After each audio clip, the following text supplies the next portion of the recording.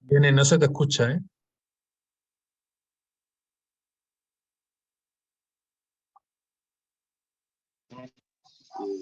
¿Antonio?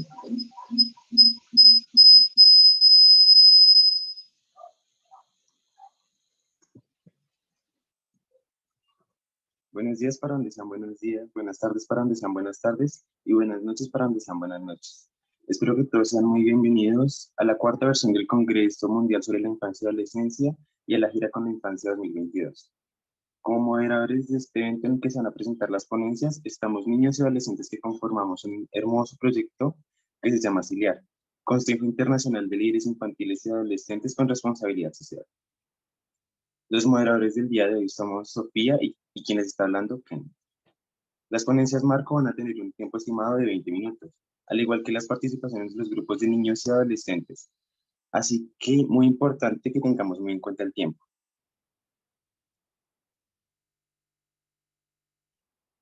A continuación, en esta jornada con la ponencia marco le damos la palabra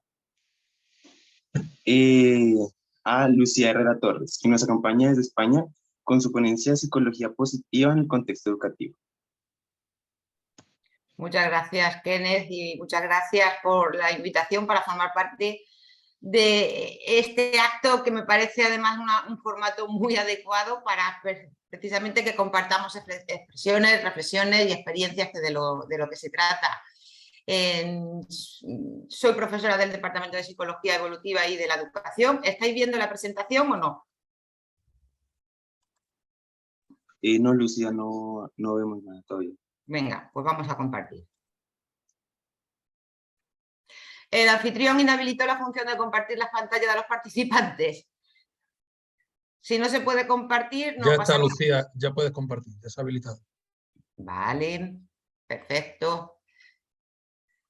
Bueno, decía que soy profesora del Departamento de Psicología Evolutiva y de la Educación dentro de la Universidad de Granada y en concreto en la Facultad de Ciencias de la Educación y del Deporte de Melilla. Ahora sí, ¿verdad? Sí, ahora se ve. Perfecto, gracias. La presentación se la he remitido también a Antonio por si, bueno, aunque se va a grabar, pero por si la queréis, pues yo siempre la pongo a disposición de cualquier persona. Y sí es cierto que lo que vamos a trabajar es parte de una línea de investigación de nuestro grupo de investigación que se denomina Desarrollo, Educación, Diversidad y Cultura, Análisis Interdisciplinar. Y una de esas es precisamente la psicología positiva y la inteligencia emocional en el contexto educativo. De forma muy general, dentro de la psicología, surge la psicología positiva, sobre todo centrándose en lo que son las competencias y las cualidades positivas de las personas, ¿no? Del ser humano, para trabajar cuestiones como son la calidad, la salud mental, etc. En ese sentido, la psicología positiva, sobre todo, lo que pretende es atender a nuestras competencias emocionales y personales en diferentes contextos, en el contexto académico, en el contexto personal, en el contexto social, etc. Y no tiene lugar, además del contexto académico, en el contexto educativo, es donde más tiene lugar, puesto que sobre todo desde niveles tempranos podemos trabajar esas fortalezas, esas capacidades, esas fortalezas y virtudes personales que son necesarias y la inteligencia emocional dentro del contexto educativo. Por lo tanto, en esta breve intervención que voy a tener, pues bueno, intentaré introducirlo a lo que es la psicología positiva, que está muy relacionada con el bienestar de las personas, con la inteligencia emocional y qué podemos hacer, qué líneas de trabajo podemos desarrollar.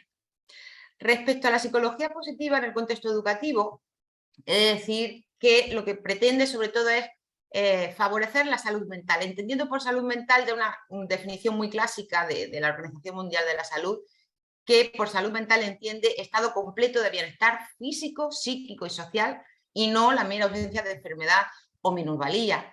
Por lo tanto, se trata de descubrir, de potenciar nuestras fortalezas y virtudes personales, de modo que persigamos lograr esa estabilidad y esa armonía en todas las facetas de nuestra vida. El primer autor que comenzó a hablar, el psicólogo, fue precisamente el presidente de la Asociación Americana de Psicología en 1998, donde indicaba que normalmente la psicología se había centrado sobre todo en las debilidades, en conflictos, en dificultades, determinados problemas, en psicopatologías que pudiesen existir en el ser humano, pero que tenemos que apostar precisamente desde un punto de vista preventivo y de favorecer ese bienestar, centrarnos en las fortalezas y virtudes personales, y de ese modo se podrá fomentar la salud mental, lo cual incluye nuestro bienestar y nuestra felicidad. Por lo tanto, esa es una de las finalidades de la psicología positiva, la construcción de fortalezas y virtudes personales, de competencias personales que nos lleven a alcanzar ese bienestar y felicidad. Dentro de esa relación entre fortaleza y virtudes y salud mental, existen una serie de fortalezas y virtudes que la literatura científica normalmente muestra que son importantes trabajar, como las habilidades sociales y la asertividad, la empatía, el optimismo, la capacidad de expresión emocional, experimentar emociones positivas, la capacidad de perdonar, la gratitud, que es una fortaleza magnífica, el afrontamiento positivo ante situaciones que se nos pueden presentar en el día a día, en clase, en el colegio, en el instituto, en nuestra familia, con nuestros amigos, y la resiliencia, entendiendo como esa forma de afrontar de forma positiva situaciones y contextos negativos. Por lo tanto, las fortalezas se refieren a esas características psicológicas que cada uno de nosotras y cada uno de nosotros podemos expresar ante circunstancias determinadas y que provocan emociones positivas que son auténticas. Fortalezas como son el optimismo, la esperanza, la honestidad, la perseverancia, la capacidad de fluir, que es cuando estamos inmersos en una actividad y muchas veces estamos tan inmersos en ella que perdemos la noción del tiempo, de si tenemos hambre, si tenemos frío, si tenemos sueño, porque estamos disfrutando realmente con lo que estamos haciendo. Por ejemplo, escuchar música. La competencia percibida, nuestra autopercepción de cuáles son nuestras competencias, nuestros puntos fuertes y que tenemos que seguir trabajando. Y todo ello favorecerá nuestro bienestar físico, emocional y social. Hay un grupo de investigación pionero ya encabezado por Martin Seligman, que sobre todo lo que nos decía es, vamos a centrarnos en fortalezas y virtudes, pero la virtud es un concepto demasiado amplio y abstracto. Por lo tanto, centrémonos en establecer qué fortalezas, como esa manifestación psicológica de la virtud, nos pueden servir para fomentar y profundizar en el desarrollo de una psicología centrada en los rasgos positivos. Y en este caso lo que hicieron fue como un listado y una equiparación de las distintas virtudes y qué fortalezas se corresponden con cada una de ellas. Por ejemplo, dentro de la sabiduría y conocimiento, que son de tipo cognitivo, el amor por el conocimiento, por el aprendizaje, la originalidad en lo que estamos haciendo, la curiosidad por lo que hacemos. Dentro de las virtudes emocionales que están relacionadas con que es el coraje en este caso, la valentía, la perseverancia, la integridad. En lo que se refiere a la virtud humanidad, que es la más interpersonal en este caso, el amor, la simpatía, la inteligencia emocional o virtudes cívicas como es la justicia, donde se integra la ciudadanía, el sentido de justicia, de equidad, el liderazgo. Igualmente también se establece como otra virtud la moderación, que sería ya virtudes más actitudinales, la capacidad para perdonar, la modestia, la humildad, la prudencia, el autocontrol y autorregulación de nuestras conductas. Y desde el punto de vista más espiritual, la virtud hace referencia a la trascendencia, como la gratitud, el sentido del humor, el optimismo, la esperanza, la percepción de la belleza en su máxima expresión, ¿no? Por ello, desde la psicología positiva se han establecido distintas técnicas que nos pueden servir para intentar alcanzar ese bienestar y esas fortalezas a través del perdón, del disfrute de los logros, de la meditación, de tener una actitud proactiva y constructiva frente a los logros de los demás. Escribir, que es una actividad que se hace mucho y que es muy positiva, experiencias positivas para rememorarlas, para disfrutarlas. Y todo ello nos llevará a ese bienestar. Dentro de los modelos de bienestar que tenemos normalmente en el aspecto más teórico, se nos dice cómo existen como dos grandes tipos de bienestar. El hedónico, que está más relacionado con nuestro contexto más inmediato, con la sensación que tenemos y la concepción global que tenemos sobre nuestras emociones positivas, nuestra satisfacción vital, pero una ruta también, una segunda ruta que está más vinculada no ya al contexto externo, que poco podemos manipular, sino a nosotros, a nuestras cualidades internas, a nuestras virtudes, a nuestra capacidad de autorrealización ese bienestar eudaimónico que permite establecer unas metas, establecer un crecimiento personal y atender esas fortalezas psicológicas. El hedónico normalmente se vincula al bienestar subjetivo y el eudaimónico, que depende de cada una y cada uno de nosotros, al bienestar psicológico. Si bien es cierto que dentro de ese bienestar subjetivo está más relacionado con la satisfacción con la vida y con la felicidad, el psicológico, como he dicho, tiene más que ver con nuestro funcionamiento positivo, con nuestras fortalezas, capacidades y roles que desempeñamos en distintos contextos.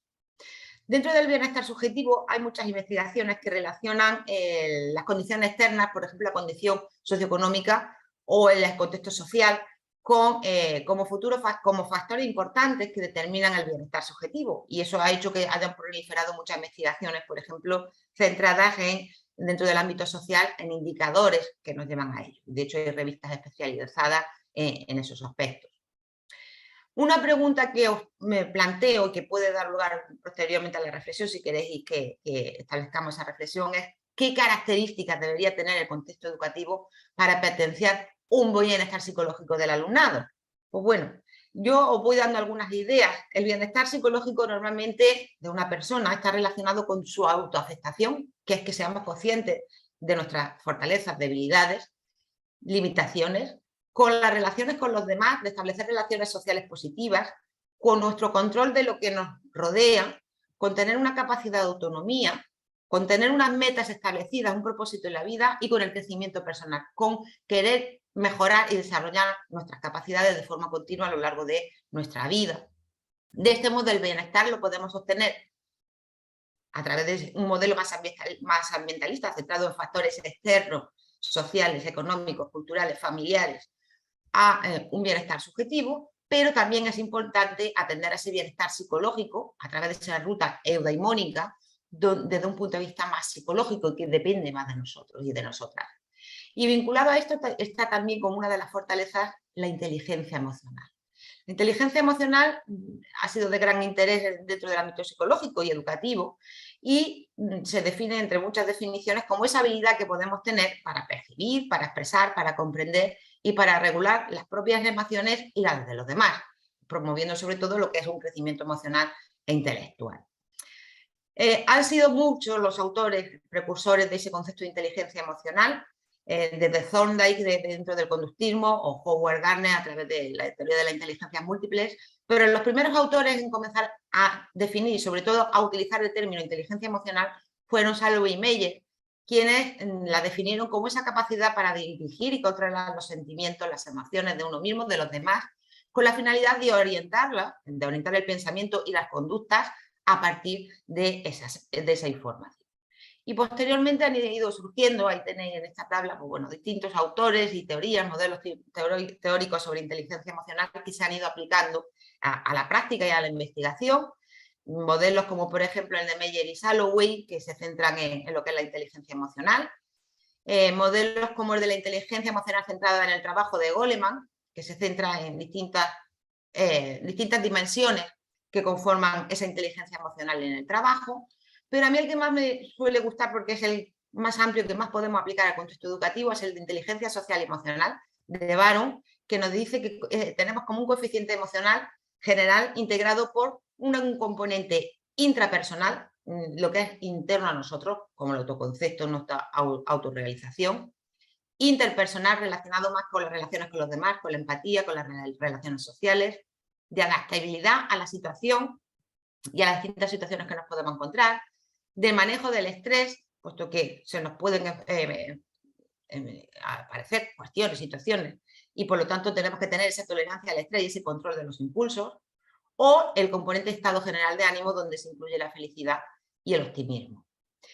Los distintos modelos teóricos que han ido surgiendo a lo largo del tiempo han dado a distintas pruebas de evaluación, test, cuestionarios que se han ido elaborando. Por ejemplo, el EQI, el Baron Emotional, es una prueba que se basa en el modelo de inteligencia socioemocional de Baron. Entonces, cada una de las pruebas y de los test que nos permiten evaluar esa inteligencia emocional se basan en un modelo determinado. Al fin y al cabo, de lo que se trata de atender a esa afectividad positiva, donde experimentemos en el contexto educativo, porque al fin y al cabo es la escuela donde pasamos mucho tiempo, en el contexto escolar, escuela, instituto, universidad, y tenemos que fomentar ese aprender a vivir, a ser feliz y adquirir esa sabiduría que es necesaria para la propia vida a través de una afectividad positiva, donde la escuela permita que sea un entorno, un contexto para experimentar momentos, experiencias emocionalmente positivas y de intensidad. Por lo tanto, todo esto concuerda con lo que os decía previamente de los principales, o las demandas de la psicología positiva, de lo que se trata de generar climas y emociones positivas en el aula que faciliten ese desarrollo y bienestar del alumnado y del profesorado. ¿Cómo podemos trabajar o intentar trabajar esas fortalezas y buscar ese bienestar? Hay infinidad de actividades y de técnicas, ahí tenéis algunos ejemplos.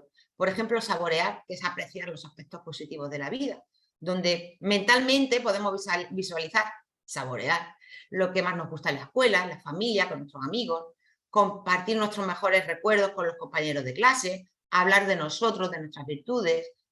O otra actividad es la gratitud, donde simplemente, pues bueno, la gratitud en la que podemos ir paseando por la escuela, de camino al colegio, al instituto, a la universidad, e imaginar cosas positivas y por qué puedo estar agradecido en este día que voy a clase, o escribir en un papel los nombres de las personas a las que más me gustaría dar las gracias, llamarles, hablar con ellos. También podemos trabajar el optimismo escribiendo una lista con palabras que nos generen alegría o emociones positivas, y cuando estemos un poquito así decaídas, pues sacar esa lista de palabras donde podemos también contar experiencias que hemos vivido en clase, en el recreo, en un viaje, en el próximo curso a la que nos vamos a enfrentar. O, además de las palabras, podemos también pues, tener fotografías, imágenes, dibujos, vídeos, etc. Otra actividad es trabajar las fortalezas, hacer un listado de todo el listado de fortalezas que ya nos decían Martin Seligman y su grupo que hay, pues bueno, describir aquellas en las que pensamos que tenemos mayor facilidad para trabajar y ponernos en ello, ponerlas en práctica, elegir una de ellas y llevarla y decir, bueno, pues esta semana en clase voy a utilizar esta fortaleza, la gratitud o el amor, la que establezcamos, ¿no? O establecer un significado en nuestra vida. Tenemos que tener un propósito, y un propósito que nos aporte algo, que sea significativo para nosotros. Pues vamos, por ejemplo, a identificar un emblema, un eslogan que represente los motivos para esforzarnos en clase. O podemos, tanto individual como se puede hacer de forma colectiva, ¿no? Trabajar la amabilidad, expresar la amabilidad con nuestros profesores, con nuestros compañeros de clase, indicando de forma positiva eventos, logros, actividades que estamos llevando a cabo. De ese modo llegaríamos a ese bienestar, donde uno de los modelos es el modelo PERMA, por sus siglas en inglés, donde se nos dice que para alcanzar el bienestar es importante atender a la positividad, a esas emociones que tenemos que cultivar, positivas, a establecer relaciones de calidad con el contexto que nos rodea, con nuestros amigos, en la familia, en el contexto escolar, establecer un logro, es decir, visualizar con nitidez lo que he alcanzado, hacia dónde quiero ir, un compromiso con lo que estoy haciendo y con un significado. Es decir, que para nosotros sea algo que realmente nos parezca significativo. Y esto era básicamente lo que os quería decir. Aquí os dejo algunas imágenes, fotografías de Melilla, de la ciudad de la que resido, que es una ciudad en el norte de África, pero española, y nuestra universidad es la Universidad de Granada. Y muchas gracias por vuestra atención. Así que a partir de este momento yo espero haberme ajustado a los 20 minutos. Espero, dejo de compartir y ya me decís cómo continuamos. Muchas gracias, Lucía, es muy interesante tu ponencia. Por ahora vamos a seguir con dándole la bienvenida a los niños, niñas y adolescentes participantes de Gira con la Infancia 2022 con el equipo GER en Camino hacia el Futuro de Colombia. Tienen la palabra. Gracias, Kenneth. Muy buenas tardes. Buenas noches para todos los integrantes que nos acompañan. ¿Me confirman, porfa, si se escucha bien el audio, por favor? Sí, Juan Camilo. Sí, se escucha bien. Perfecto, gracias. Bueno, les hablaba uno de los líderes del proyecto, Juan Camilo Vivas. Somos del Colegio Rodolfo Ginás en la ciudad de Bogotá, Colombia. Antes que nada, quiero comenzar como contextualizando un poco la historia donde hacemos parte de un territorio que ha vivido bajo el conflicto armado y político durante más de 50 años. Y después del proceso de paz con uno de los grupos alzados en armas, como por ejemplo las FARC, se inicia un proceso de justicia especial para la paz, llamado JEP, encaminado a la reconciliación. Desde allí se aterriza el escenario escolar como una justicia escolar restaurativa, razón por la cual entramos con GER, para que los colegios empecemos procesos de formación que permitan una construcción que de alguna u otra manera lleve a una cultura para la paz en el siglo XXI. Así les queremos dar a conocer la organización de nuestro proyecto llamado La Conciliación, una alternativa para el fortalecimiento de la cultura de la paz. Entonces, voy a compartir mi pantalla para comenzar. ¿Me confirman si la están viendo, por favor?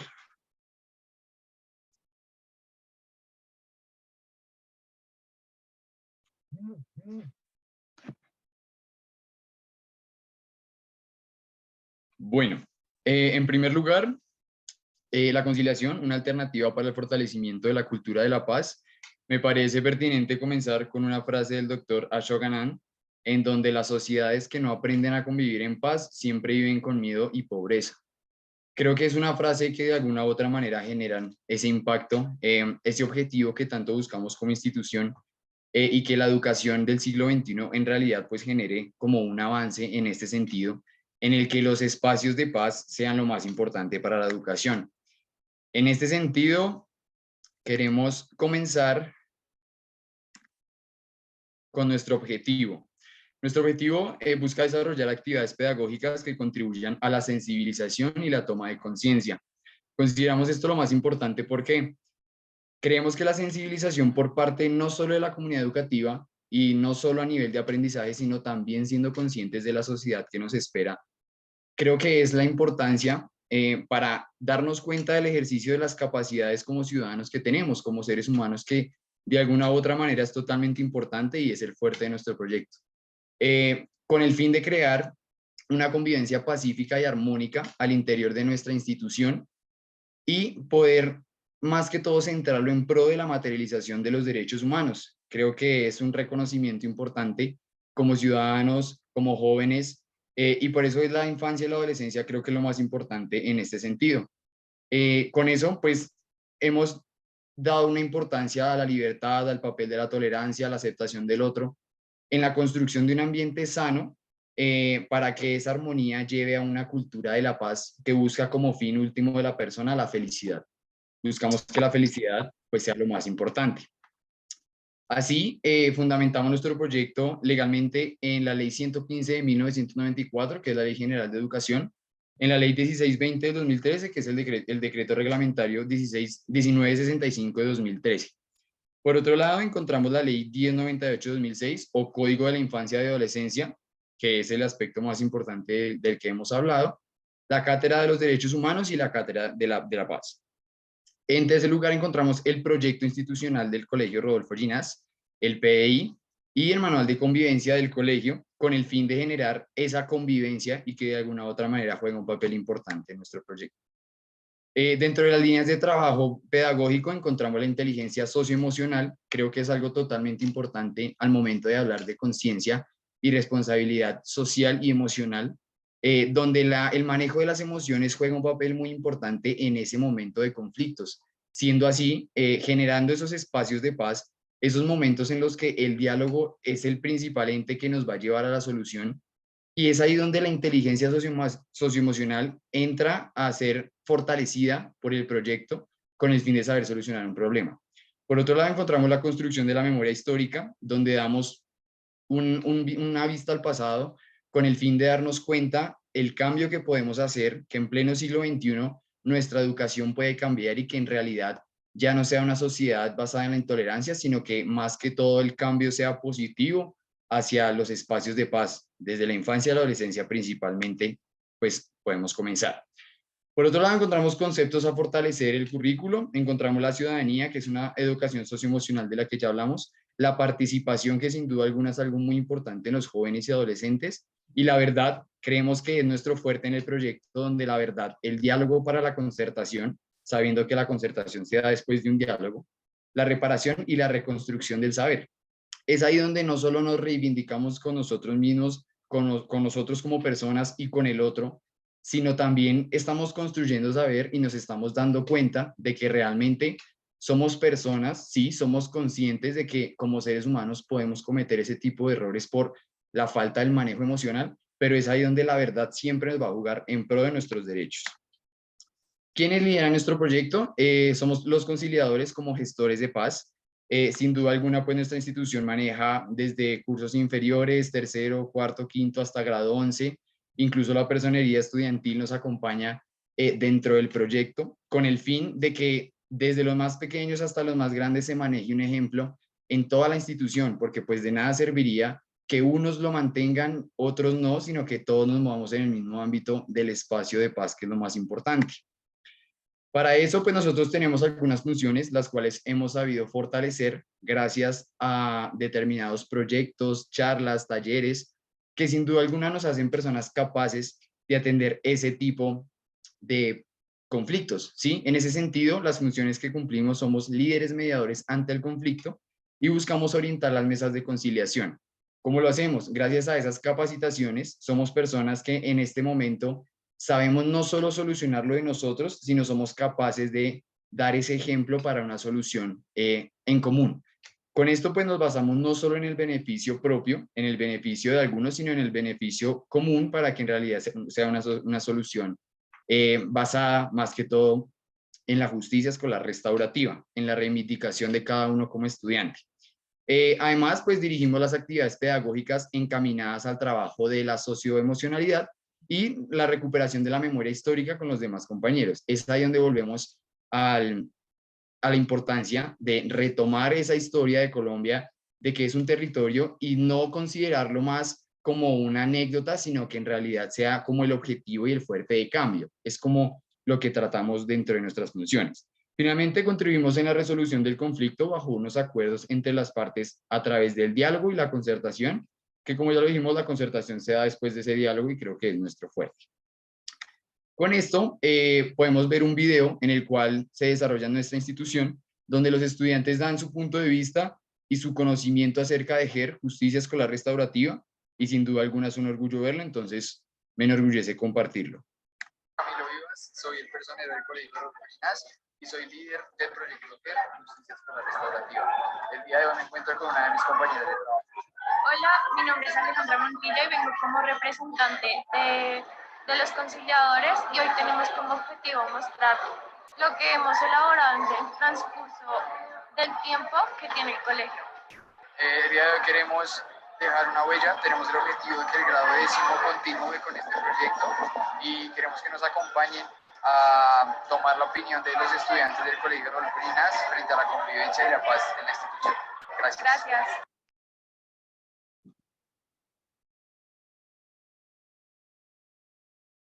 Buenos días, el día de hoy me encuentro con Tomás Penagos. Listo. Tomás, quiero hacerte dos preguntas el día de hoy. La primera, ¿sabes qué es Proyecto GER? Tengo conocimientos, creo que sus siglas son Justicia Escolar Restaurativa. Escolar Restaurativa, perfecto. Segundo, ¿cómo ves la convivencia en el Colegio Rodolfo Llinás? ¿Realmente crees que es positiva? ¿Cómo ves la convivencia en tu colegio? Es muy positiva. Frente a la circunstancia que tuvimos de combinar primaria con secundaria, tenemos una sociabilidad muy efectiva. Perfecto. Bien, muchas gracias, estamos hablando. Hola Ana, ¿sabes qué es GER? Pues, hola, soy Ana de la jornada mañana y tengo entendido que GER es un proyecto que está implementando el colegio, que es Justicia Escolar Restaurativa o algo así. Buenos días, el día de hoy nos encontramos con María Camila. Perfecto, María Camila, muchas gracias. Quisiera hacerte dos preguntitas. La primera, ¿sabes qué es Proyecto GER? Si no estoy mal, he escuchado Justicia Escolar Restaurativa. Perfecto, Justicia Escolar Restaurativa. Por otro lado, ¿cómo ves la convivencia en el colegio? ¿Es tu lugar en el que pasas un día a día? ¿Cómo ves la convivencia? Sí, claro, son muy compañeritas, amables y respetan las normas del colegio. Perfecto. Quiere decir que la Justicia Escolar Restaurativa está haciendo un muy buen papel en el colegio Rodríguez. Muchas gracias, que estés bien. Es la convivencia en el colegio. Soy de nuevo, siento que es bueno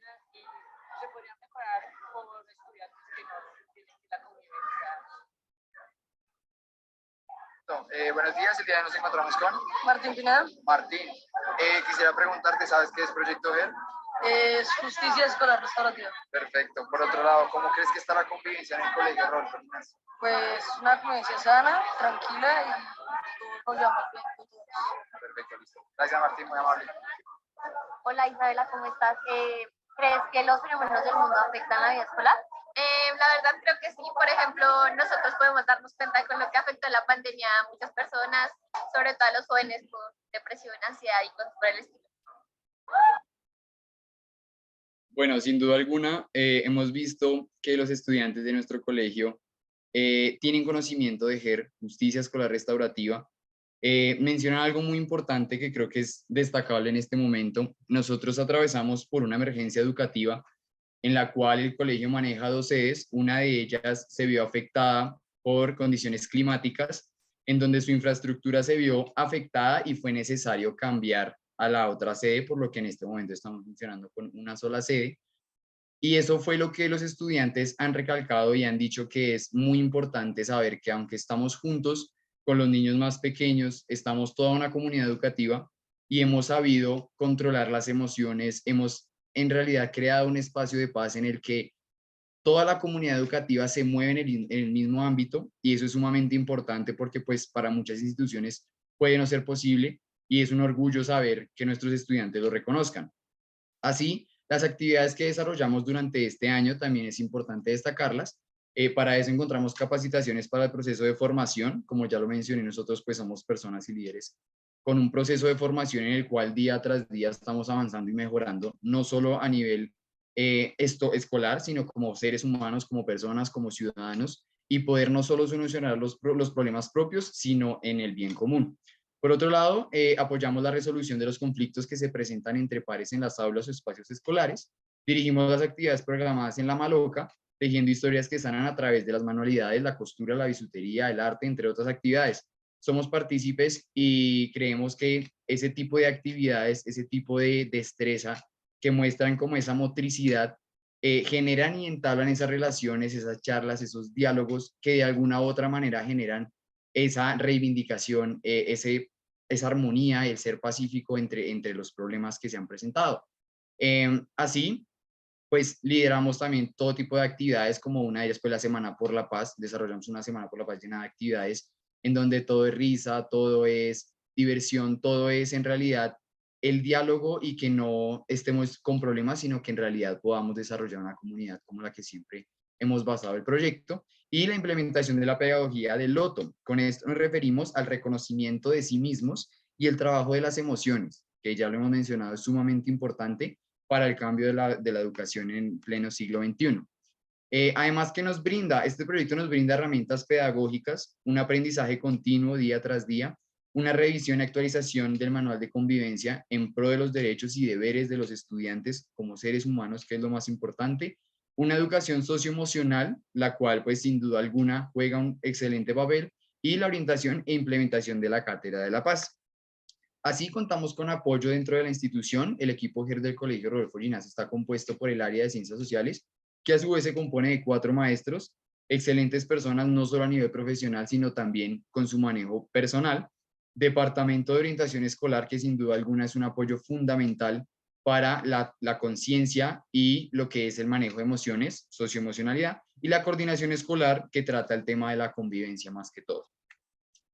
Además, encontramos otras entidades externas, de alguna u otra manera con una relación interinstitucional y participativa. Una de ellas pues es GER, Justicia Escolar Restaurativa, que como ya lo mencionamos es un programa integral que brinda políticas y estrategias pedagógicas con el fin de que la escuela genere esos territorios de paz que tanto buscamos para que la armonía y la comunicación pacífica sea el centro de la atención, e incitar, que es la iniciativa de ciudadanos de transformación de realidades. Así, queremos compartirles este video que sin duda alguna evidencia nuestro trabajo y sustenta teóricamente lo que es GER. Entonces, quiero compartirles y que lo veamos.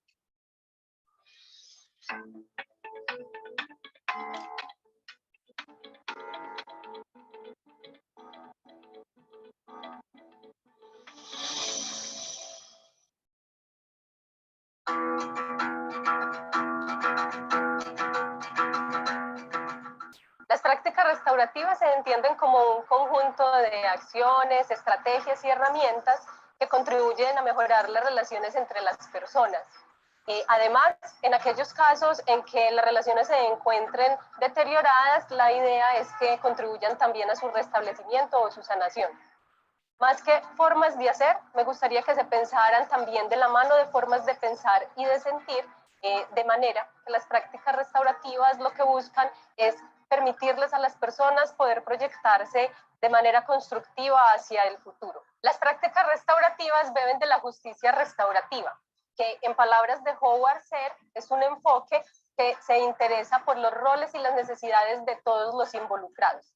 Al hablar de todos los involucrados, lo que hace es ampliar el círculo de las personas que participan, de manera que se extiende no solamente a quien ha sido ofendido, la víctima, sino también al ofensor, a la comunidad, a la familia e incluso al Estado mismo. Por tanto, atiende no solamente las necesidades jurídicas de la víctima, sino que también atiende a otras necesidades como la necesidad de información, la necesidad de reparación o reivindicación, la necesidad de poder relatar los hechos, de sentirse escuchado y una muy importante, de poder participar directamente en la gestión de los asuntos que le involucran.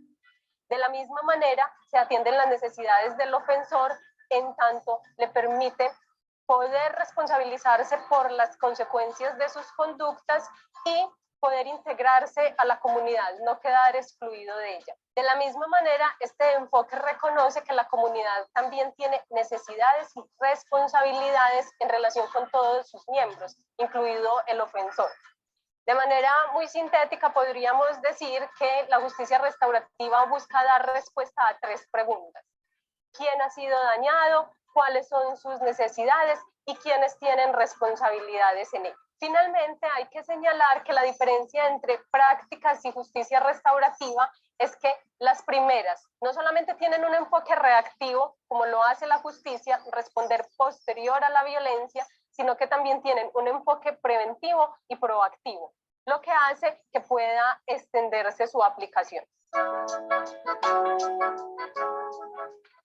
De manera general, las prácticas restaurativas pueden aplicarse para atender las múltiples violencias que se presentan en los espacios educativos. Solo que, como venía diciendo antes, al su aplicación ampliarse un poco más, pueden integrarse a la ruta de atención integral de las instituciones educativas, no solamente en el componente de atención, sino también en los componentes de prevención, promoción y seguimiento, constituyéndose entonces no solamente en una forma de atender las situaciones que afectan la convivencia, sino también en una herramienta pedagógica que aporta a la formación de otras subjetividades. En consonancia con lo anterior y atendiendo a la naturaleza de las prácticas restaurativas, el objetivo fundamental de estas es contribuir a la construcción de comunidad, en la medida en que permiten fortalecer las relaciones interpersonales y restablecer aquellas que se encuentren deterioradas. Dado que para que las personas se involucren en la gestión de los conflictos, se necesita que se comprometan también desde el sentir, el pensar y el hacer.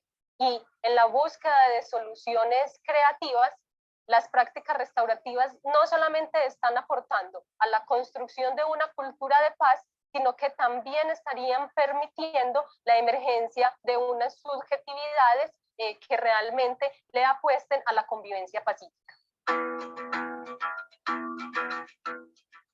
La mediación puede entenderse como una forma de abordar los conflictos desde un enfoque de justicia consensual, es decir, ese en el que las mismas partes construyen una solución justa a sus intereses y sus necesidades. La mayoría de los conflictos entrañan violencia, unas veces violencias directas, pero quizás la mayoría, si no todas las veces, violencias que son estructurales y violencias simbólicas. Es en esta parte en el que la justicia restaurativa empieza a aportar o a ir de la mano de la mediación de los conflictos, en tanto, considero yo, toda mediación de conflicto debería abordarse desde un enfoque restaurativo. Si lo hacemos de esta manera, no solamente estaríamos consiguiendo transformar la relación y reparar los daños causados al interior del proceso que ha tomado el conflicto, sino que también permitiríamos la construcción de otros significados, de otras representaciones, de otros sentidos que realmente nos permitan construir relaciones por fuera de la marginalización y la opresión. Considero que no es suficiente con abogar por el diálogo entre las personas, ya que el diálogo mismo no es susceptible o no es suficiente para enfrentar las injusticias, los sufrimientos y las desigualdades de los sujetos que están vinculados por un conflicto. Bueno, finalmente, pues como pueden dar cuenta, esta es la evidencia de nuestro trabajo, que sin duda alguna se fundamenta en múltiples aspectos. Y es importante destacar cuando dice sanar. Cuando hablamos de sanar esas heridas y ese tipo de cosas. Camilo, disculpa. Te queda un minuto para terminar tu presentación. Ok, perfecto, gracias, Kenny. Entonces, sin duda alguna, sabemos que esa conciencia y lo más importante de todo es sanar esas heridas. Créanme que sin duda alguna la riqueza se trata de la sonrisa, de la felicidad. Y créanme que si se trata de riqueza, podemos ser ricos regalando sonrisas. No quiere decir que siempre tengamos que el perdonar sea la base de todo, sino que el hecho de escuchar, eso ya genera espacios de paz. Por eso el diálogo es lo más importante en nuestro proyecto y queremos darle las gracias. Somos del Colegio Rodolfo Ginás, Bogotá, Colombia. Muchas gracias por su atención.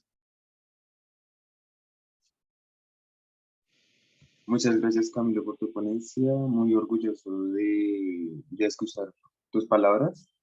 Y voy a darle la palabra a mi compañera Sofía.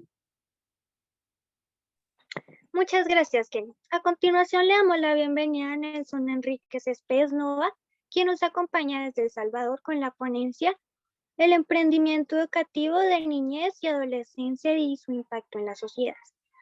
Recuerda que tienes 20 minutos. Te escuchamos.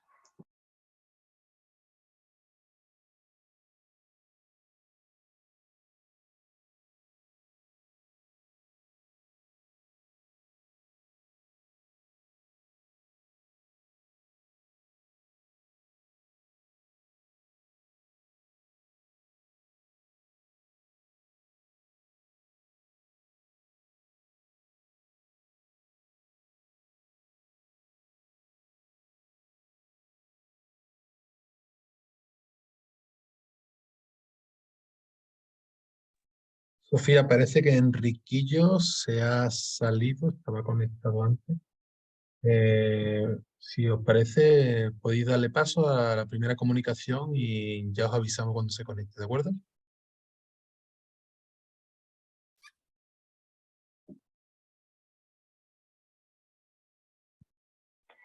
Bueno, está bien. Ahora escucharemos las ponencias de los grupos de investigación académicos que nos comparten sus experiencias y conocimientos. Recuerden que tienen 6 minutos para presentar la ponencia. Vamos a iniciar con Despoblación, Escuela Rural y Entorno, presentado por Pilar Maicas Lisandra y Virginia Domingo Cebriano, ambas de la Universidad de Zaragoza. Tienen 6 minutos. Hola, buenas. ¿Se me escucha bien? Sí, se escucha, sí. Vale, voy a compartir pantalla. ¿Me confirmáis que se vea todo?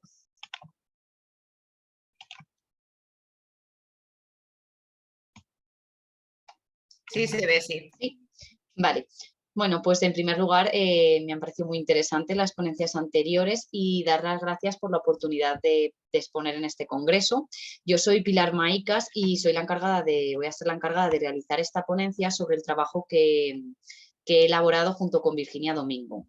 Hemos denominado a esta ponencia Despoblación, Escuela Rural y Entorno y voy a hablar de 4 puntos principales que serían de despoblación, escuela rural, aprendizaje servicio y por último una pequeña propuesta didáctica. El fenómeno de la despoblación está producido por la presencia de diferentes factores y elementos como pueden ser la falta de servicios, la debilidad de la estructura económica, falta de empleo, la emigración juvenil, el envejecimiento o el aislamiento, entre algunos otros, que forman un gran círculo destructivo que es lo que nos lleva a esa despoblación. Aquí en España, el 9,3% de la población vive en localidades de menos de 2.000 habitantes y este porcentaje va incrementando hasta el 95,8% si nos centramos en la provincia de Teruel, que es de la que somos nosotras. Se ha luchado mucho contra esta realidad de los territorios rurales, unos territorios rurales que se denominan España vaciada y que luchan principalmente para actuar para la repoblación de estos lugares. Y uno de los elementos fundamentales para la repoblación son las escuelas. Estas escuelas, aquí en España, las escuelas que están en estos territorios rurales las denominamos escuelas rurales y deben ofrecer, como bien nos dice Saura, una educación enraizada en la realidad rural, con una escuela abierta al medio natural, social y cultural, que parta de las necesidades y valores de la comunidad rural y que promueva en la medida de sus posibilidades el desarrollo social y económico de estos territorios. Pero esto en la actualidad es un gran reto, ya que muchas de estas escuelas se aíslan. Y para conseguir que estas escuelas estén abiertas y conectadas con el territorio hace falta una gran transformación, que se basa fundamentalmente en estas dos condiciones, en la apertura y en la flexibilidad. La apertura, cuando decimos apertura nos referimos a una escuela abierta al entorno, a una escuela abierta a la comunidad, a las familias. Y cuando hablamos de flexibilidad nos referimos a la capacidad de adaptarnos a los espacios, los tiempos y los recursos de aprendizaje, por ejemplo, entre otras muchas cosas. Estas transformaciones, si la unimos con una característica muy enriquecedora y sacamos partido de ella, que sería la didáctica multigrado, que hay sobre todo en estas escuelas rurales, podríamos llegar a frenar la despoblación y a posibilitar la repoblación de manera indirecta. Y es que al final somos los jóvenes, los niños, las niñas, son y somos el futuro. O sea, no somos ciudadanos del futuro, sino que ya aquí, ahora mismo en el presente, somos capaces de provocar cambios en el entorno. Y esto, si lo llevamos al territorio rural, aún es mucho más importante, ya que somos el motor de cambio. Unido a la escuela, que es donde el alumnado aprende y lleva el proceso de enseñanza-aprendizaje, relacionándolo con que encuentran el sentido a lo que estudian cuando aplican sus conocimientos y habilidades en una práctica, sobre todo si hablamos de una práctica solidaria y si esta práctica solidaria se desarrolla en el territorio en el que viven, hablamos de una metodología que puede ser muy interesante para llevar a cabo, que sería el aprendizaje-servicio.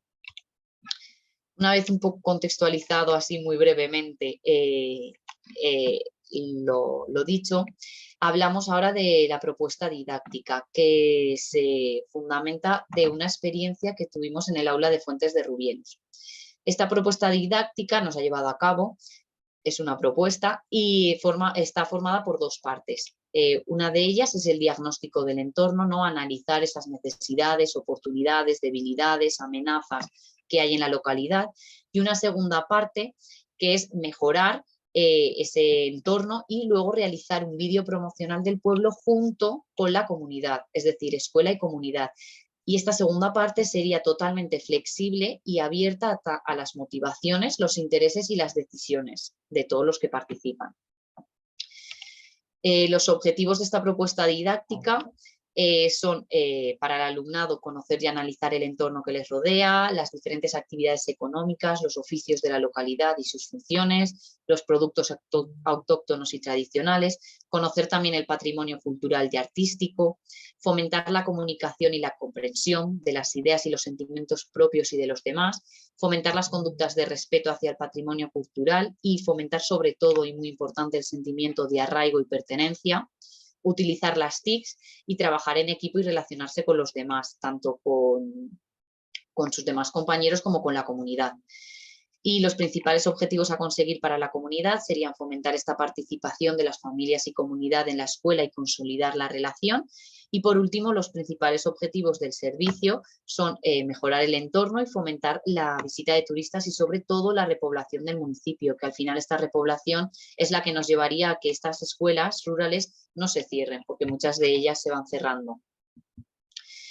Y bueno, no se ha llevado a cabo, nos gustaría que se llevara a cabo y los resultados que esperamos son, en primer lugar, y relacionado con el alumnado, pues que adquieran numerosos contenidos curriculares y habilidades y competencias, y unos resultados compartidos entre alumnado y comunidad serían, ¿no?, que aumenten ese sentimiento de arraigo y pertenencia hacia el territorio y que aumenten las relaciones entre ellos, entre el alumnado y las personas de la localidad, y que estas relaciones, esta unión entre la escuela y la comunidad sea consolidada y continua, no que sea solo algo muy puntual.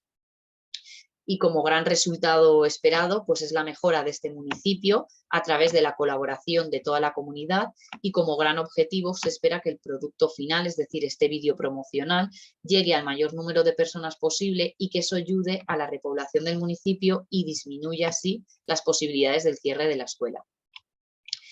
Bueno, he sido breve, espero no haber corrido mucho y que se haya entendido todo. Si no, luego me podéis hacer cualquier pregunta y muchas gracias por vuestra atención. Muchas gracias a ti, Pilar, si se entendió. Para los que tengan preguntas, las pueden hacer ya al final del conversatorio. Sí, seguimos con el siguiente grupo que le corresponde a Kenneth.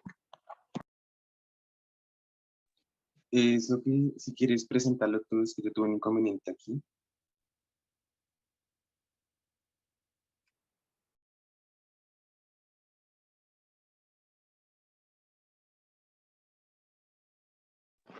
Bueno, entonces seguimos con Finlandia. Un espejo en el que mirarse algunas diferencias en la organización escolar con España. Presentado por Ana Lozada García, Jesús Molina Saorín y José María Álvarez Martínez Iglesias. Todos ellos de la Universidad de Murcia. Tienen 6 minutos.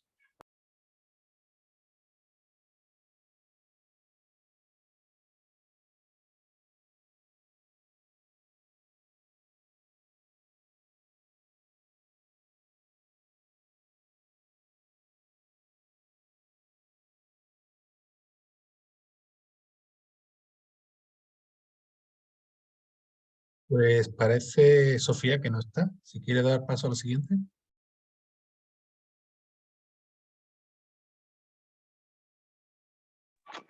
Bueno, entonces continuamos con comprensión de las infancias a la luz de la educación situada en el preescolar, presentado por Albarracín L. Sandra, secretaria de Educación de Bogotá de la Universidad Santo Tomás. Tiene 6 minutos. Hola, muy buenos días para quienes nos acompañan desde Colombia. Buenas tardes para quien no está en nuestro país. Quiero confirmar con ustedes, estoy un poco afónica, agripada por temas de clima, pero quiero confirmar con ustedes que estemos escuchándonos.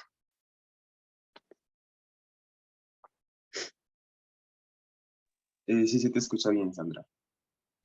Perfecto, muchas gracias. Entonces quiero en este momento compartir con ustedes pues, la presentación. La presentación tiene que ver con la comprensión de las infancias a la luz de la educación situada en el preescolar. Quiero pues rápidamente contarles que esta es un trabajo que sale a la luz desde la comprensión de una tesis doctoral, donde una de las categorías es la infancia y esas infancias desde la educación preescolar, y a partir de esa categoría pues se definen unas consideraciones. Tenemos la presentación. Allí básicamente está el tema de las infancias encontrado desde una fundamentación desde la normatividad vigente en Colombia, y este estudio pues lo que hace es una categorización desde esa categoría que eran las infancias, encontrar todo lo que estaba definido para ver la infancia desde lo político. Quiero ser claro que a pesar de que el tema de la tesis ya concluyó, pues para esta presentación he traído lo actual, he traído todo lo que en los últimos años se ha trazado desde lo político y eso nos va a permitir un poco estar actualizados. Básicamente, esa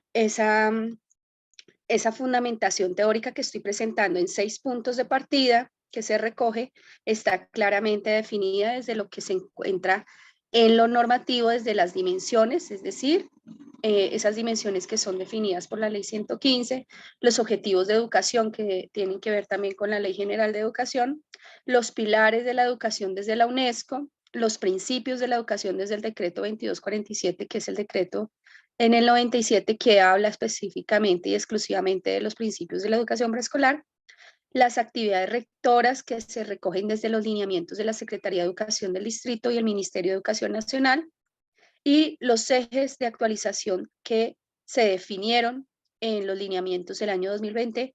Y por último, algo que me parece importante, que es mencionar los proyectos transversales que también incluyen a la infancia. De acuerdo a esto, pues es importante entender que la educación preescolar, en el marco de la Ley General de Educación de nuestro país, se reconoce como la educación que se imparte a niños y niñas en edades entre 3 y 5 años. Es así que esta educación es ofrecida a los niños para el desarrollo integral en los aspectos biológico, cognitivo, psicomotriz, socioafectivo y espiritual. Entendiendo esto como esos desarrollos que se deben tener a la luz de experiencias de socialización, tanto pedagógicas como recreativas. Y yo aquí le incluiría algo muy importante que tiene que ver con aquellas experiencias que nos permiten en interacción construir las convivencias que son tan necesarias en este momento. Para avanzar, entonces quiero compartir con ustedes que dentro de esta fundamentación encontrada en el marco teórico, en el marco fundamentado en lo normativo y en lo contextual, pues obviamente hay unos puntos de llegada y esos puntos de llegada es encontrar la visibilización de estudios referentes y apuestas curriculares dirigidas a la infancia, lo que permite evidenciar un interés político y pedagógico de acoger a las niñas y los niños como actores fundamentales de la sociedad actual y protagonistas permanentes de las reflexiones de maestros y maestras que se convocan en pro de direccionar la educación del país. El segundo punto de llegada es que el documento definido a modo de capítulo que se trabajó para este congreso permite la apropiación de los elementos que direccionan la educación, ¿cierto? Desde un ejercicio docente con intencionalidad en esos ambientes de aprendizaje que son construidos a partir de los referentes normativos y conceptuales, además de pedagógicos. Otro punto de llegada es que se conoce que desde el rol de docente, la concreción de experiencias de aprendizaje deben estar enmarcadas en la generación de procesos que permitan afianzar los saberes y construyan aprendizajes significativos de estas infancias. Y por último, es reconocer que estas infancias de las cuales hablamos constantemente son actores decisivos en las transformaciones tanto culturales, sociales, ambientales, de manera que ellos y ellas desde sus voces hacen que sea significativo todo elemento que se direcciona a la educación.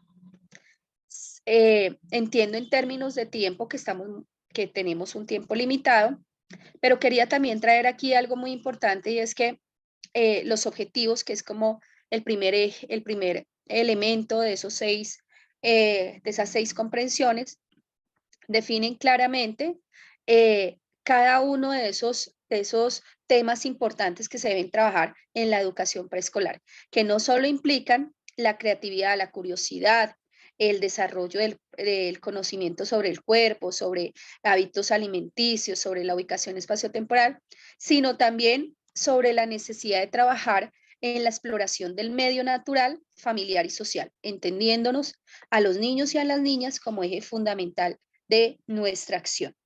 También, dentro de los principios de la educación preescolar, entender básicamente la participación y la integralidad como la lúdica, como esos ejercicios constantes y necesarios en la educación. Finalmente, tenemos también, avanzando, las dimensiones que efectivamente encontramos que van muy en línea con lo deseado en los desarrollos de los niños y de las niñas. Adicional a esto, pues tenemos el tema de esas actividades rectoras que nunca pueden estar aisladas del trabajo con las infancias, como el arte, la literatura, el juego y la exploración del medio. Adicional, esos ejes orientadores de los que se hablan, donde la experimentación y el pensamiento lógico, como un ejercicio constante desde la primera infancia, el desarrollo social y personal, además de la expresión, como un ejercicio de encontrar y reconocer los diferentes lenguajes que se dan desde las infancias. Y por último, tenemos los pilares de la educación. Unos pilares de la educación que también reconocen a las infancias desde ese aprender a conocer, aprender a hacer con el otro y en el otro, y aprender a convivir, tan importante y tan esencial en nuestra actualidad.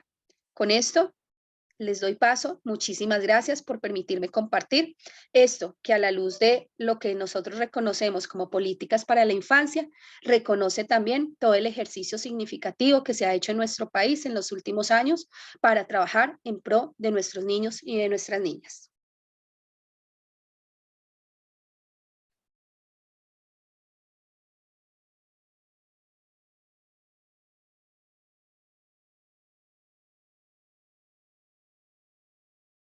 Muchas gracias a ti, Sandra. Ahora le voy a pedir a mi compañero Kenneth que presente al siguiente. Bueno. Muchas gracias otra vez, Sandra, por tu presentación. Con mucho gusto. Muchas gracias para todos y para todas. Vamos a seguir con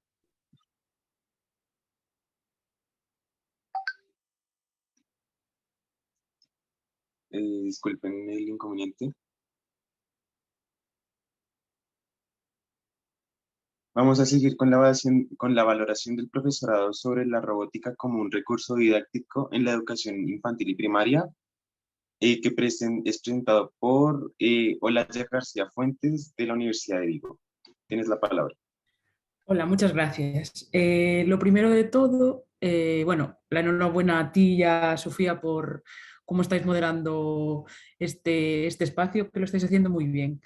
Y bueno, mientras comparto pantalla, aprovecho para presentarme. Yo soy Olaya García Fuentes, soy investigadora de la Universidad de Vigo, aquí en Galicia, España.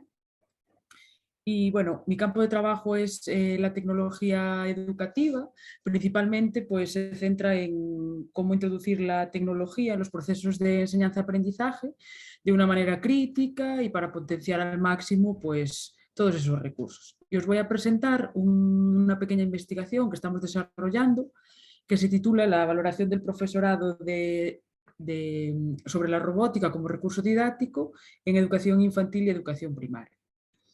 Un poco a modo de contexto teórico, os presento aquí estos tres conceptos: robótica educativa, pensamiento computacional y programación, que seguro que nos suenan a todos. Son tres conceptos que cada vez están más presentes no solo en los documentos oficiales educativos, sino también en la práctica de las aulas. La robótica educativa es entendida como ese contexto de enseñanza-aprendizaje que se fundamenta principalmente pues, en la resolución de problemas a través del uso de robots. El pensamiento computacional son esas habilidades que se desarrollan siguiendo un poco los principios de la computación, pero que se desarrollan en el ser humano y que se desarrollan, o uno de los recursos que ayuda a que se desarrolle el pensamiento computacional es la robótica. Y la programación pues, es ese lenguaje que utilizamos en la robótica. El uso de robots en escenarios de aprendizaje interdisciplinares y transdisciplinares a través de la experimentación y la investigación pues, da lugar a un enfoque educativo que ahora está emergiendo o que cada vez suena más, que es el enfoque educativo STEAM, que hace referencia, pues es el acrónimo de las siglas inglesas de las palabras ciencia, tecnología, ingeniería, arte y matemáticas. La investigación que desarrollamos pues, tiene como objetivo principal conocer la valoración del profesorado en torno a la robótica educativa, partiendo de la idea de que el profesorado pues, es un eje fundamental en el proceso de enseñanza-aprendizaje. en la etapa de educación infantil, que abarca de los 0 a los 6 años, y la etapa de educación primaria, que abarca de los 6 a los 12 años.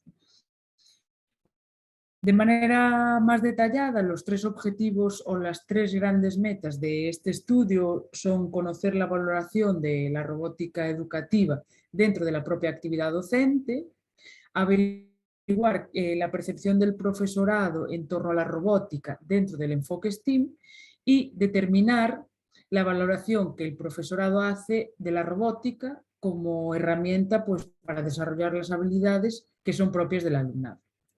Para dar respuesta a estos objetivos se diseñó un instrumento, un cuestionario, en el que se recogían, pues, diferentes preguntas, algunas de tipo abierto y otras de escala, y que estaba compuesto por 5 grandes bloques. Para este trabajo se analizaron y se trabajó, pues, con los datos relacionados con el segundo bloque, que lleva por título La robótica como recurso educativo.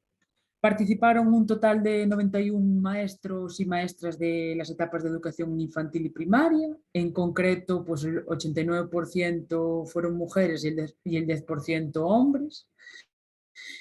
Con edades comprendidas entre la mayor parte de la muestra, el 70%, en torno al 70% de la muestra entre los 31 y los 50 años, y el 59% de educación primaria y el 41% de educación infantil.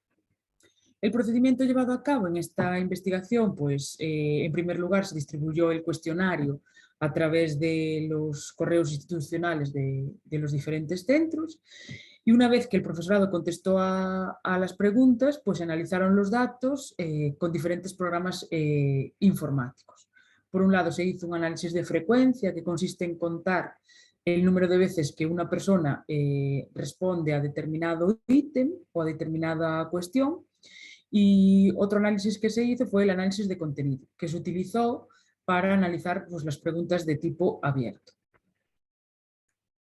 Los resultados obtenidos, pues principalmente en relación con la frecuencia de uso de la robótica, destaca que, pues, en torno al 32% del profesorado afirmó haber utilizado algunas veces la robótica educativa en el aula, pero únicamente el 8,9% afirma haberla utilizado con mucha frecuencia.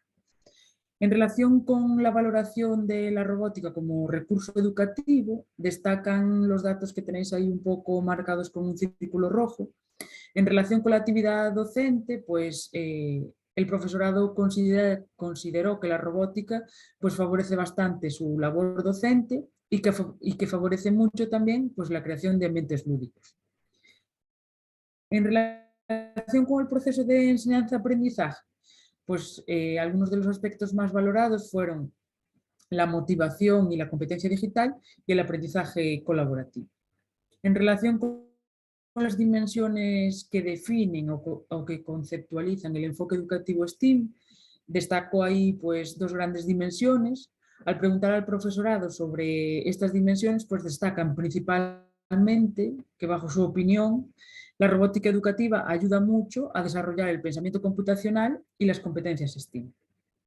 Y en relación con los resultados o la valoración que el profesorado ha hecho de las habilidades que el propio alumnado desarrolla, bueno, aparece ahí un listado de dimensiones, y destaca principalmente que el profesorado, pues, considera que la lateralidad, que hace referencia a la orientación espacial, derecha e izquierda, la secuenciación y la programación, son las habilidades que se desarrollan mucho a través del uso de la robótica.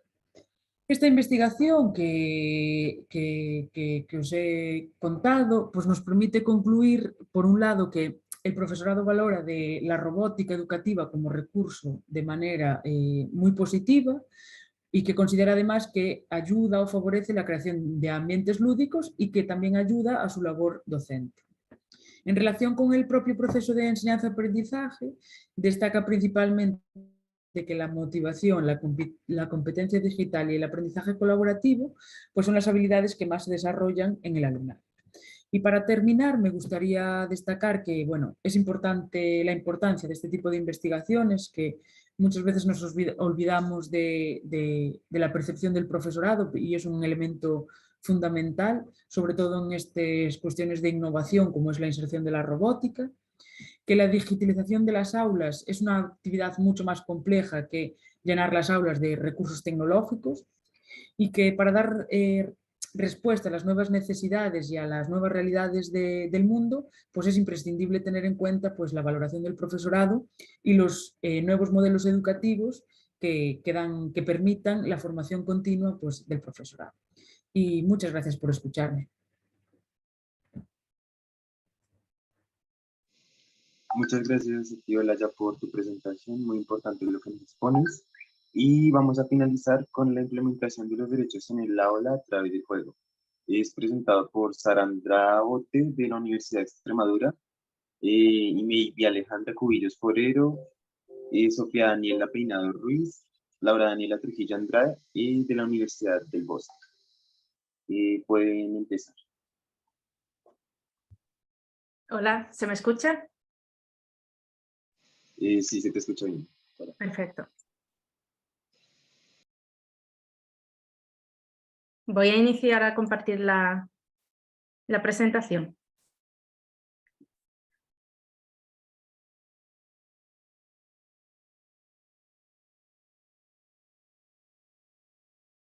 ¿Se ve bien? Sí, Sara, sí.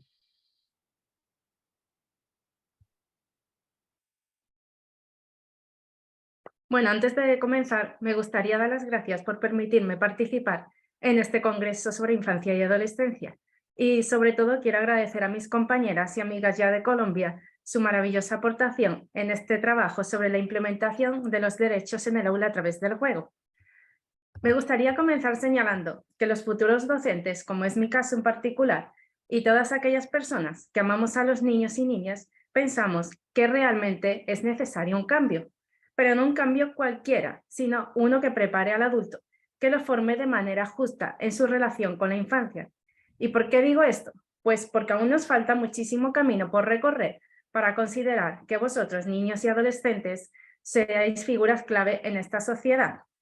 Por tanto, el buen trato y la participación de la infancia deberían ser no un espejismo, sino una realidad por parte de gobiernos, centros educativos y de este mundo en general.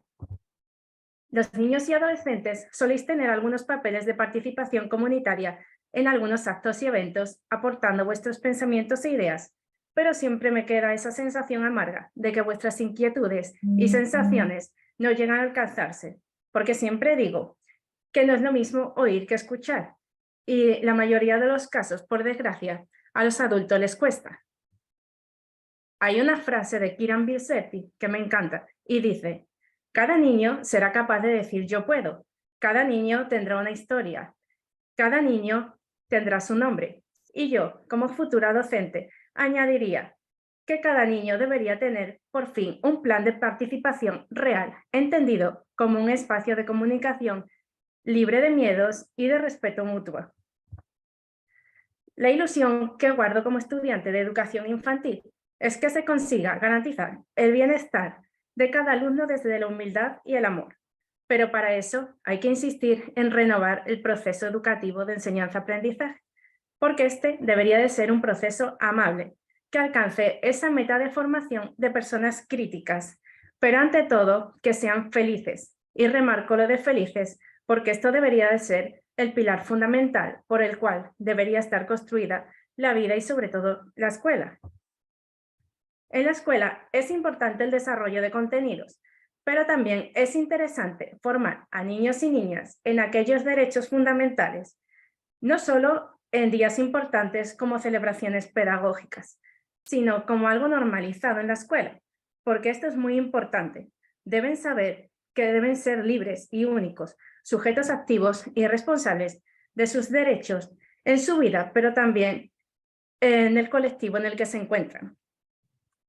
Los adultos que participan en la enseñanza quizás deberían aprender, tal y como dijo un autor, a lo largo de la vida, en distintos contextos y espacios, y yo añado, en distintos espacios y contextos, pero siempre desde la mente del niño.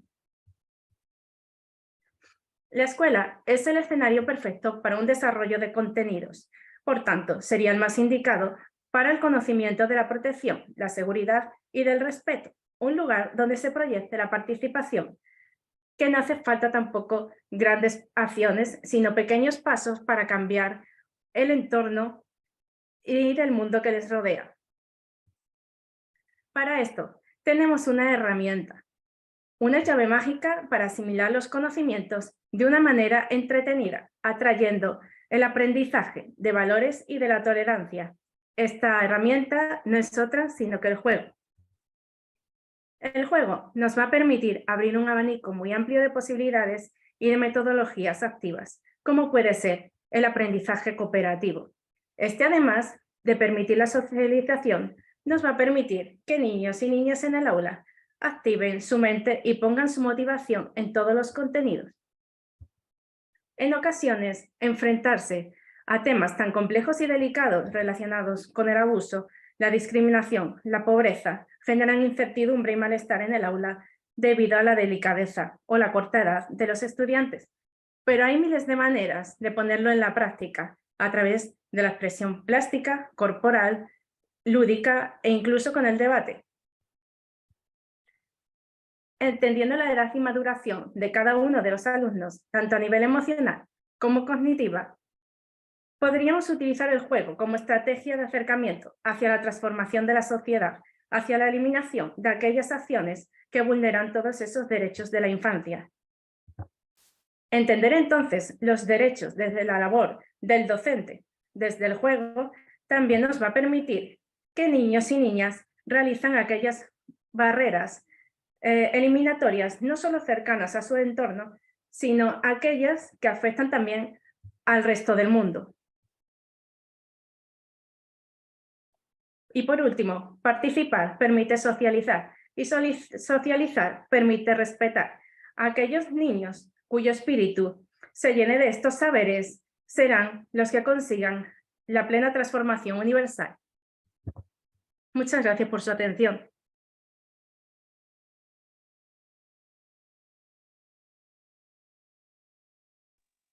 Muchas gracias. Espero no haberme pasado con el tiempo.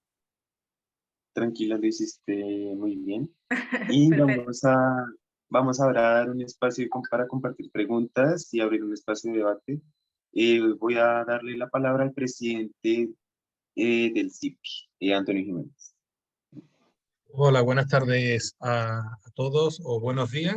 Bueno, buenas tardes ya, porque siendo las 8 en España, allí por Colombia, pues también es ya media tarde. La verdad que está siendo un panel, un seminario bastante diverso, plural, enriquecedor. Lástima, Enriquillo, que bueno, le hemos buscado un hueco para que mañana pueda intervenir, ha tenido un problema de conexión, el segundo ponente Marco, y aquí he estado yo, como es habitual, recogiendo algunas cuestiones que se le quiere presentar a los diferentes participantes de este seminario. Empezamos, os voy a explicar un poco cómo lo solemos hacer en los anteriores seminarios. Con este alcanzamos el Ecuador ya, el sexto seminario de 12. Por lo tanto, ya estamos a mitad de este congreso. Vamos a formular, o voy a formular las preguntas, bien, y luego al final, pues por orden, si os parece, vais respondiéndolas. Bien, a Lucía le hacen una serie de planteamientos relacionados a ti, Lucía, con el coeficiente emocional. Y te hacen una pregunta que dice, ¿puede hablar o puede indicarnos algún test que mida este coeficiente emocional? Bien, en cuanto a Jera, camino hacia el futuro, al chico que no recuerdo el nombre, ¿se llama Vivas? Sí, señor. Muy bien, Vivas. A ti te...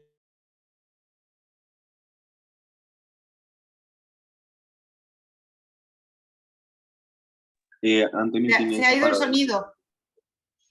Sí, disculpa. Preguntaban Vivas si la adhesión al proyecto era voluntaria o formaba parte de alguna asignatura. Bueno, te dan también la enhorabuena. sería genial, dicen, poder compartir esta metodología. Sobre todo preguntan si se utiliza dicha metodología para intervenir en casos de bullying, ¿no? Como se habla de agresor, de agredido, ¿no? Pues no se sabe si es una metodología apropiada para el acoso, ¿verdad? El acoso escolar, ¿no?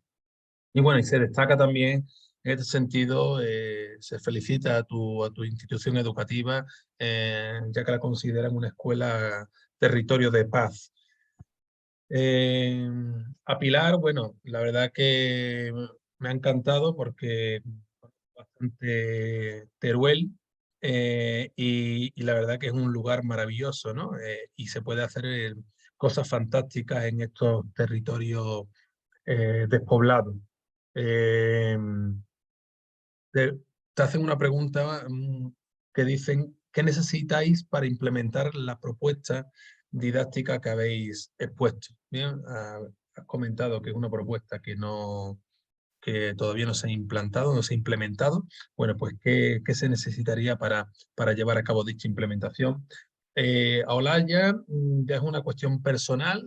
La verdad que desde el año pasado, cuando escucho el tema de robótica, se me enciende las antenas porque o se me levantan las antenas, no, porque mi facultad de formación del profesorado en Cáceres, el año pasado hicimos algunos docentes interesados una formación sobre las famosas aulas del futuro, ¿no? Que ahora hay aulas del futuro por todos los sitios, ¿no? Entonces, bueno, la verdad que yo iba pues con mucho entusiasmo y demás, y oye, esto de la robótica está bastante bien, ¿no? Pero, claro, yo la rebauticé, ¿no? En vez de aula del futuro, yo la llamé aulas futuristas, ¿no? Porque claro, todo estaba basado en la robótica, ¿no? Yo el concepto de aula del futuro lo entiendo como algo que va más allá, ¿no? Que del simple manejo de las tecnologías y de la robótica, ¿no? En este sentido, Olaya, tú como experta, conocedora mejor de este ámbito, ¿qué tienes que aportar?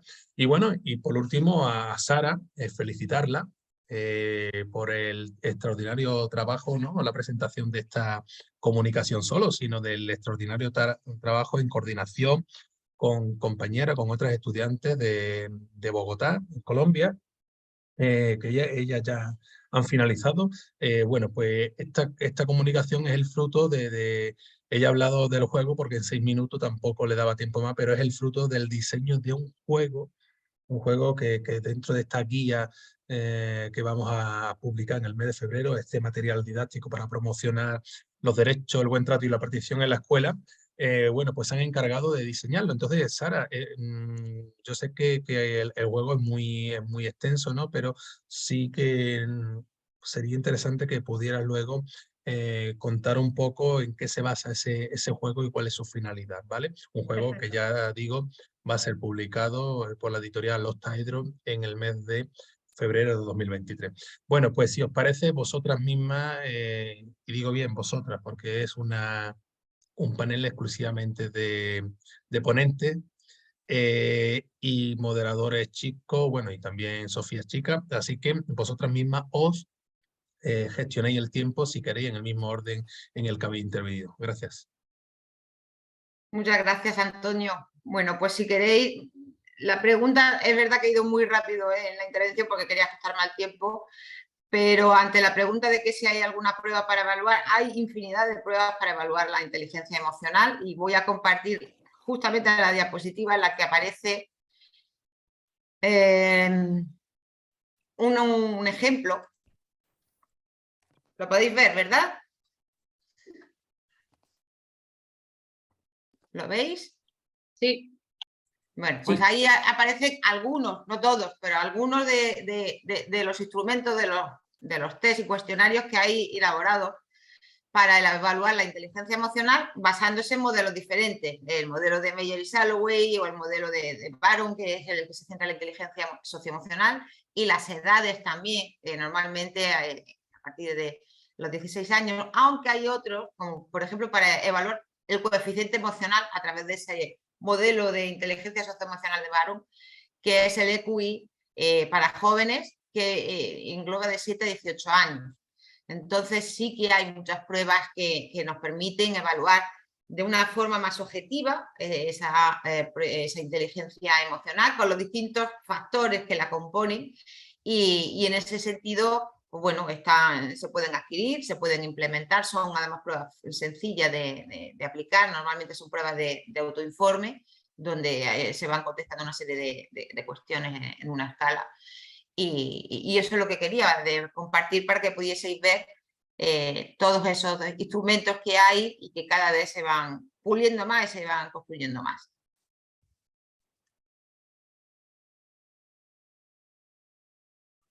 Si queréis continuáis contestando en el orden o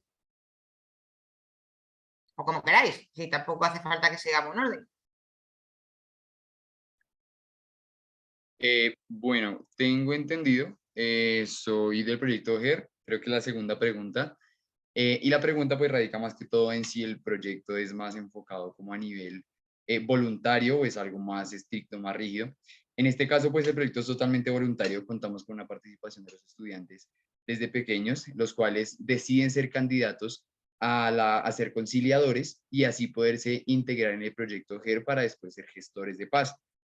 Con esto nos centramos y nos enfocamos en que los estudiantes mantengan una participación política como dentro de su formación como ciudadanos, como estudiantes, y así es totalmente voluntario. Incluso es un punto a favor y creo que en pro del proyecto cuenta esa gran participación por parte de ellos, que aunque no es algo obligatorio, ellos les nace hacerlo, y aún así cuentan con una especialidad y un gusto realmente por ser líderes, por ser conciliadores, por ser mediadores del conflicto y de alguna u otra manera contribuir en su proceso de aprendizaje, no solo como estudiantes, sino como ciudadanos. Entonces, creo que el hecho de ser voluntario es completamente exitoso y creo que el centro del proyecto es ese, que desde pequeños ellos sean candidatos a ser conciliadores, ellos mismos son candidatos y se van integrando en el proyecto y contamos con una excelente participación. No sé quién continúa con la siguiente pregunta. Yo, creo que era yo. Bueno, en mi caso la propuesta no se ha llevado a cabo porque surgió de, bueno, hubo una noticia, mientras yo realizaba las prácticas de la carrera, allí en el aula, pues un día llegó una noticia de actualidad del pueblo y entonces comenzamos a hablar y entonces surgió de ahí, pero ya era el final de mis prácticas para ser maestra, entonces luego no había tiempo para llevarlo a cabo y además coincidía con el final de curso, entonces se quedó un poco en stand-by y no se pudo llevar a cabo. Y eso es todo.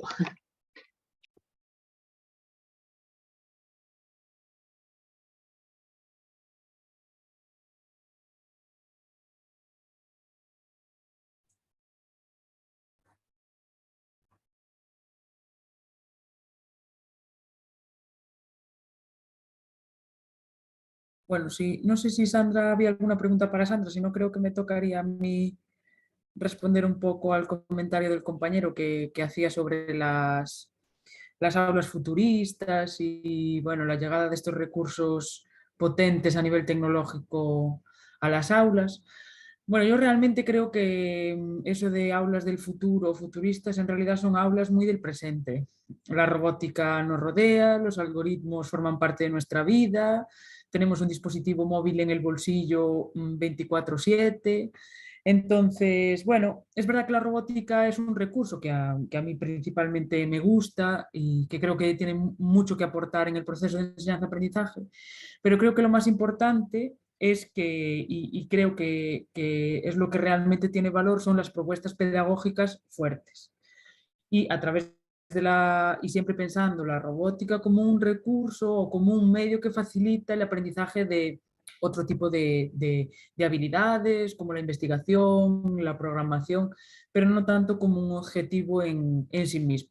Y creo que en este sentido sí que, bueno, creo que es importante la formación del profesorado, porque creo que sí que es una de las grandes o uno de los grandes hándicaps de este tipo de recursos innovadores, ¿no? Llegan al aula, dotan a los centros de recursos, pero luego el profesorado, pues como que nos quedamos así un poquito inseguros. Pero bueno, yo creo que sí que son recursos, estos recursos que están pegando fuerte, son recursos con alto potencial motivador y que creo que acompañados de propuestas pedagógicas sólidas tienen mucho que aportar en el aula.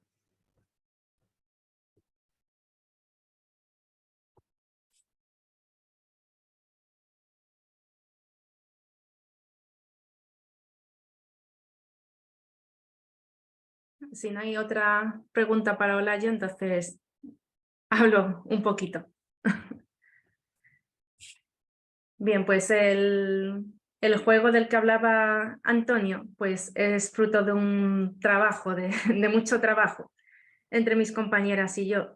Y bueno, no es un juego, no es el típico juego de siempre, sino que trata, como su nombre va a indicar, darle voz a la infancia a través pues, de la implementación en el aula. Este juego, bueno, pues es como otros en cierto sentido porque trae su tablero, o sea, trae sus fichas, pero tiene una novedad que permite actividades motrices y cognitivas. En esas actividades motrices y cognitivas se intenta que los niños y niñas tengan un conocimiento de lo que son los derechos y los pongan un poco en funcionamiento en el aula.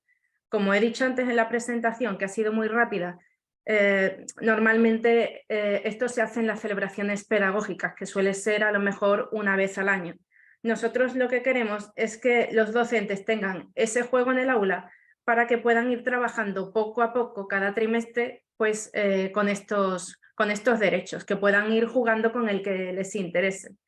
El juego tiene una guía, se complementa con una guía y da un poco de libertad para la elección de los contenidos transversales. Es decir, por ejemplo, si están trabajando en el aula con unos contenidos, pueden también derivarlos a través de los conocimientos que aporta este juego. No consiste, como otros juegos, en ganar o perder, sino en la adquisición de nuevos conocimientos. Y creemos que es muy importante, como he dicho antes, que los docentes dejen hablar a los niños y fomenten y activen esa participación. Entonces, bueno, espero que cuando este juego salga a la luz, pues permita cambiar muchas cosas, ¿no? Bueno, muchas gracias a todos en esta primera ronda. Efectivamente, ahí estamos todavía peleándonos con las imprentas que nos van a diseñar el juego y demás. Sandra, no sé si te apetece hacer algún comentario, creo que estás haciendo por ahí por el chat algún comentario, si lo quieres hacer a viva voz. Pues no, yo estoy maravillada con todas estas experiencias. Quería decir pues a Pilar que me parece muy importante abrir espacios para continuar en la implementación de la propuesta que nos comparte, porque es de gran valor este tipo de herramientas para todas las comunidades. Creo que en la educación y en la escuela y en los contextos siempre van a ser muy oportunas estas propuestas.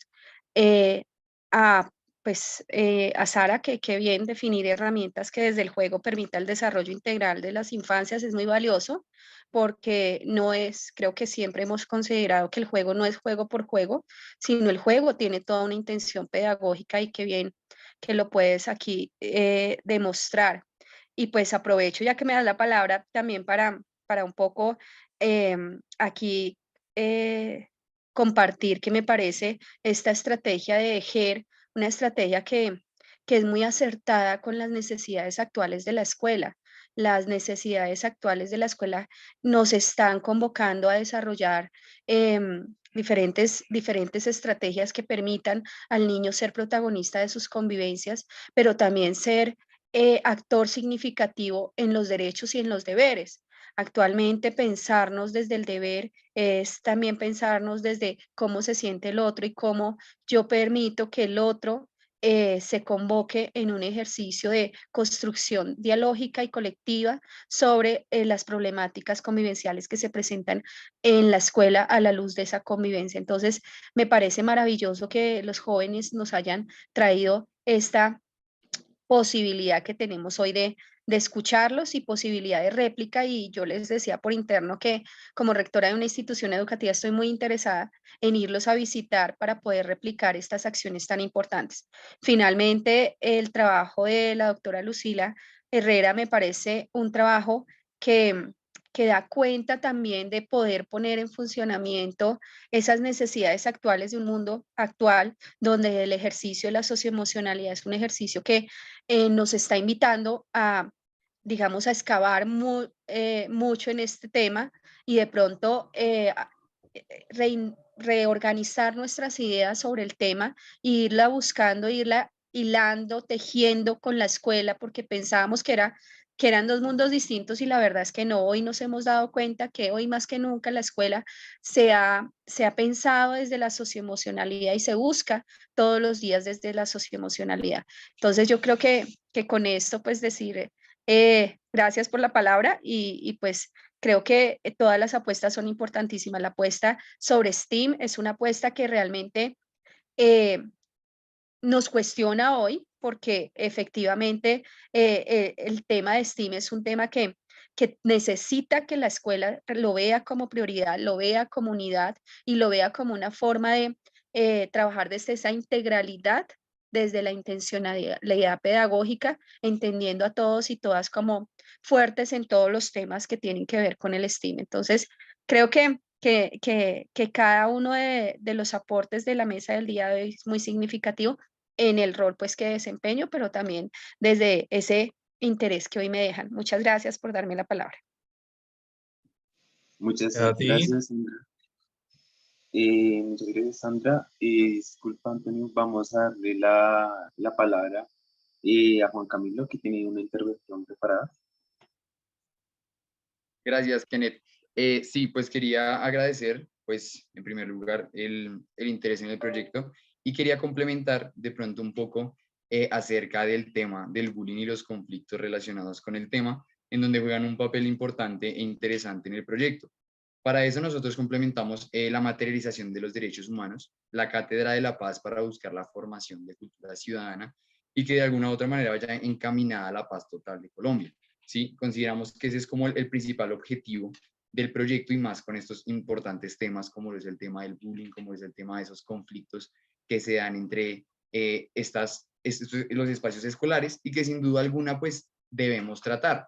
Para eso pues hacemos las mesas de conciliación que de alguna u otra manera en el aula y las institucionales antes de pasar a un comité de convivencia. En el comité de convivencia se toman las decisiones a grandes rasgos, pero pues antes esa mesa de conciliación es el momento en el que con el simple hecho de ser escuchados, con el simple hecho de compartir las opiniones frente al tema, frente al conflicto, frente a lo que ha sucedido, creo que ahí ya hay una parte de liberación, ya hay una parte de escucha, ya hay una parte de felicidad en la cual de alguna u otra manera como que los ánimos bajan un poco y de alguna u otra forma la idea es esa, mejorar cada día más y con esas mesas de conciliación mediante el diálogo que es como nuestra herramienta fundamental, buscamos eso. Además, pues contamos con el equipo, no solo es acompañado por estudiantes, sino también por maestros. Somos un equipo súper grande que de alguna u otra manera busca eso. Y de una, lo que hace es concertar frente al problema. Entonces, lo que busca es de una vez una solución, planteando un problema, viendo lo sucedido y de alguna u otra manera con todo el equipo, no solo por estudiantes, sino también maestros especializados en el tema, pues buscar la mejor solución, no solo en el bien propio, sino en el bien común y un bien que de alguna u otra forma se vea reflejado en toda la comunidad educativa. Muchas gracias.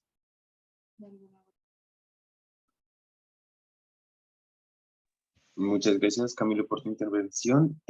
Sara Andrada tiene una intervención. ¿Puedes continuar?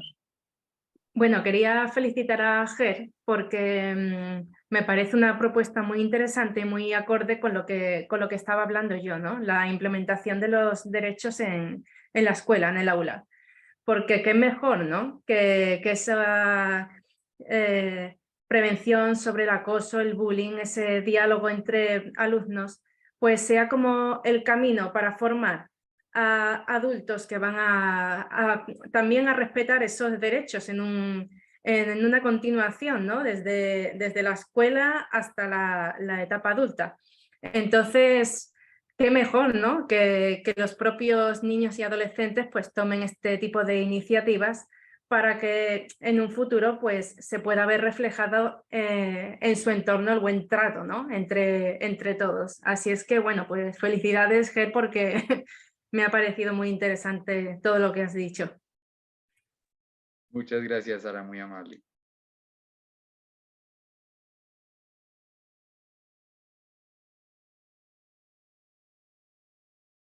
Bueno, te llaman Ger, pero realmente eres Camilo Vivas. Sí, señor, Juan Camilo Sí, Vivas. Juan Camilo Vivas. Oye, pero es que hay una curiosidad tremenda. Tú no eres de la Universidad de Barcelona, ¿verdad? No, señor. Es que el comunicante que falta hoy se llama Juan Camilo. Entonces, claro, cuando estoy viendo el programa y he escuchado que el moderador te llama Juan Camilo, oye, es una curiosidad, vamos, es una coincidencia tremenda, ¿eh? Bien.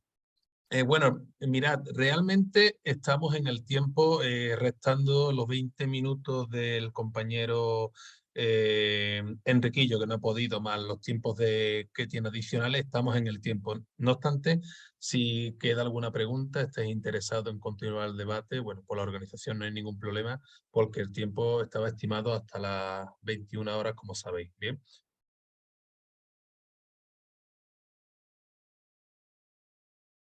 Si los moderadores queréis decir algo también.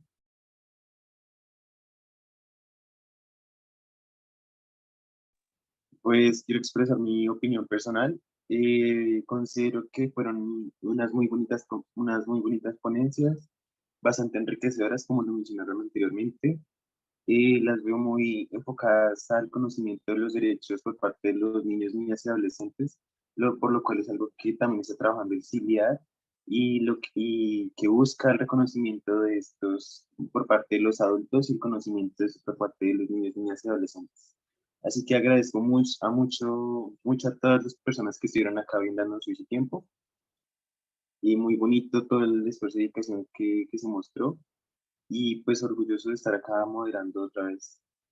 Y, y Antonio, no sé si hay algo más que decir, si no, pues sería darle la palabra a mi compañera Sofía.